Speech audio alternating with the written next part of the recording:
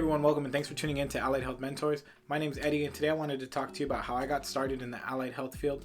If you watched my last video, you know that I'm a certified phlebotomy technician here in the state of California. But if you haven't watched that last video, go back and watch it. I'll link it up here or I'll put it in the description box. I'll probably do both. But check out that video. It's a cool CPR story I have. But anyways, how I got started in allied health. Well, this takes me back to high school. I used to donate blood all the time. Every chance I could, I'd donate blood. I'd have my mom sign the paper. I'd skip a period and then I'd go eat some snacks and talk to the technicians. One of my tias, my aunts, she's actually a donor technician with the Red Cross. She still is. And I used to talk to her all the time and she used to get me the best technician. And, I just had a good rapport with the donor techs there. And one day I was talking to this man. He was drawing my blood and I asked him how he got into phlebotomy. And he kind of gave me like a rundown of the career field and things you can do in it. And he told me about this school he had went to that was just a few towns over. So when I went home, I told my mom, hey mom, I'm thinking about doing phlebotomy. This is my senior year, second semester of my senior year. And she thought it was a good idea. My mom's a licensed vocational nurse. She's an LVN. And she even went and asked some lab assistants at her work where they went to school. And a few of them brought up the same school. Now the school that I went to, it wasn't really a school. When you think school, it wasn't like big and prestigious. Like this was barely a trade school. It was a house on a corner and it had some office spaces next to it, and so they used the house and the office spaces to hold classes. It was green and white.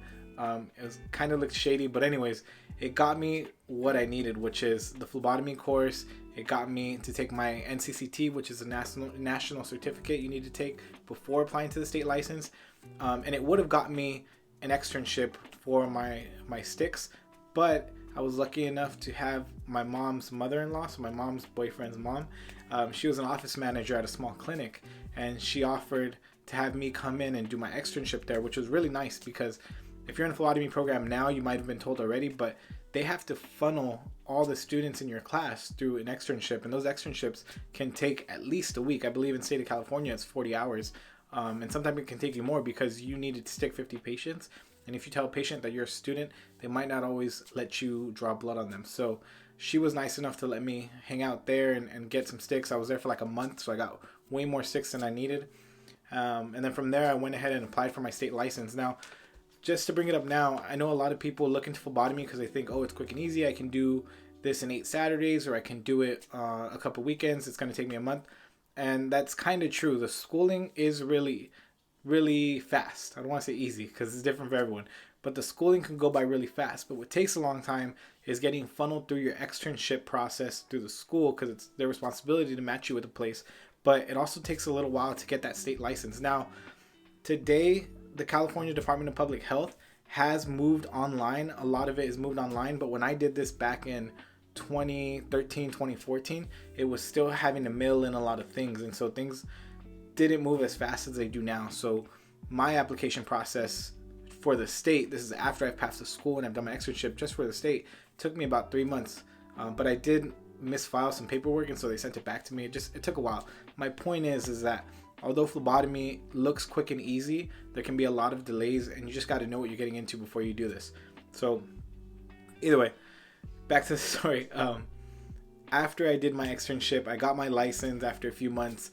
And I was looking for a phlebotomy job, but the thing is I was going to community college at the time and I didn't have the availability that a lot of these hospitals wanted.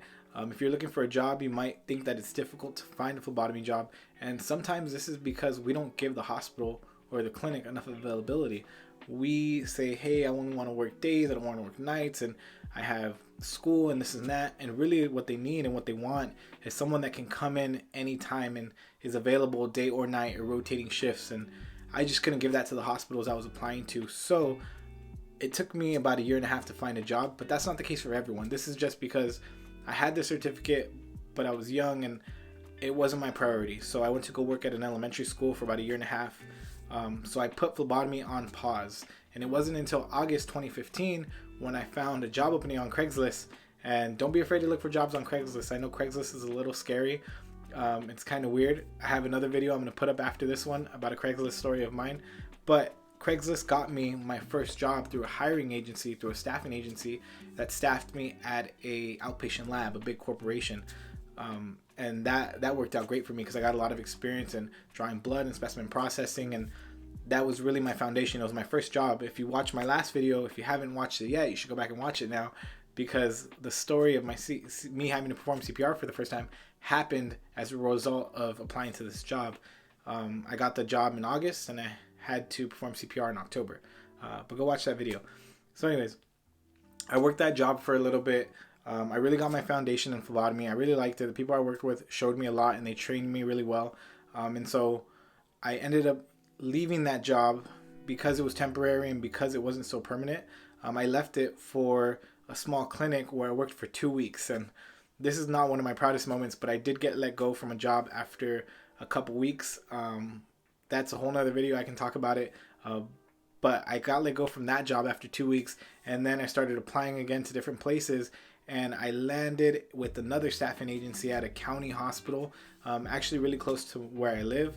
I worked at that county hospital. After that county hospital, I went to work in clinical research for clinical research trials office, which is really cool. I learned a lot about how research coordinators work and the big role we play as laboratory technicians in clinical research and clinical trials and research studies. That's another video I'll make later on. And then from the research place, I got into a big hospital system here in Southern California. When I was at that big hospital system in Southern California, I thought I was going to stay there. This was like, oh, my mom works for this hospital system. My cousin, my aunt, all these people I knew worked for this hospital system. It's like the best place to work in Southern California. One of the best places. Where I work now is better, but I really liked where I was at that point. It just didn't feel like it was the absolute fit for me. So I was continuing to apply to jobs. I ended up applying to a county up in Northern California, and I moved to Northern California to work in public health, which I'm going to talk about later because that was a great experience. Worked in public health, and then I had to come back to Southern California, and I am where I'm at now.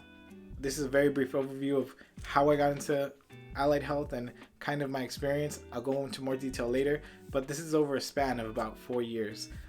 So I just wanted to do this so that you guys know a little bit more about me. Like I said, this is a new channel, Allied Health Mentors. It's a platform really for allied health professionals like phlebotomy technicians, EMTs, CNAs, medical assistants, dental assistants, to talk about what they do and really highlight our careers. That's what I'm trying to do with this channel. So if you haven't already, go ahead and like, share, subscribe, follow our videos, give me a comment in the comment section. I'll reply to your comments, and find us on Instagram at Allied Health Mentors or on Facebook, Allied Health Mentors. It's the same Instagram and Facebook and YouTube. Subscribe and follow all channels because I'm going to come out with a lot more videos, a lot more content. I want to give you guys my experience and my point of view that will hopefully help you become successful in the allied health career field. So that's all for today. Thanks for sticking around. Bye.